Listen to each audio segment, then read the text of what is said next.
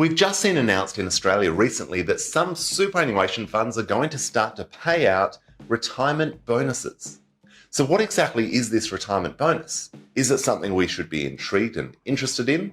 Or is this really just a fee rebate disguised in a different name and something we should actually avoid? Let's dive in and have a look at what it means for Australian expats and those planning to retire back in Australia.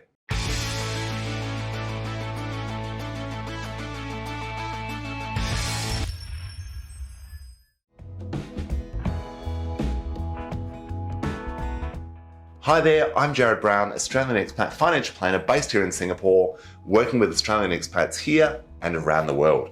Today we are having a look at what these superannuation bonuses are that have been announced recently. Some have badged them as retirement bonuses, some as super bonuses or retire bonuses.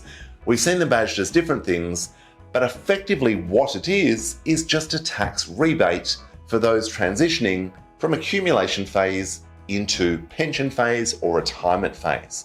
So let's have a look at what this all means and what we need to know as Australian expats. Now, as we live and work in Singapore, if we were to invest in Australian shares or ETFs or managed funds, or shares managed funds around the world, in most cases there will not be any capital gains tax to be paid or tax on dividends that are received. If they're unfranked dividends received from Australian shares, there could be withholding tax of up to 15%, but broadly speaking, it's a zero tax environment. Inside our superannuation fund, however, there is capital gains tax and tax on dividends of 15% as a maximum. If we hold shares or investments beyond 12 months, we get a 1/3 discount and that rate drops from 15% down to 10%. So the maximum tax rate we pay within our super fund whilst we are in accumulation phase, which is while we are working, is 15%, that is 15%. Now, what happens when we retire and we reach a condition of release, meaning we cease employment, we retire, or obviously suffer a health condition that grants us early release of super, is our super fund goes from accumulation phase, where we're paying 15% tax, into pension phase, up to the transfer balance cap, which is going to $1.9 million. And in pension phase, that 15% tax rate drops to zero. 0% tax on capital gains, zero on dividends, zero on withdrawn money from that super fund. But here's where it gets interesting. Because the investment menus can differ between what your super fund may allow you to invest in accumulation phase and the investment menu in pension phase, in some instances you'll actually have to sell your investments to transition that money into pension phase. Now that could mean quite a large capital gains tax bill that your super fund pays on your behalf, which really means you pay because naturally it's coming out of your pocket. Now super funds will naturally hold on to some tax, plan for this tax bill coming up, and naturally it will be different for different members, depending on your investments, when you entered the fund, how long you've been there, your balance, and of course what super fund you're actually with.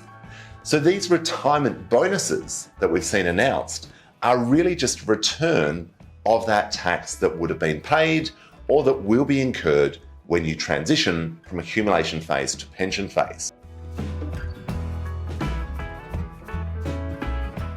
So what does all of this mean and what should we be considering as Australian expats?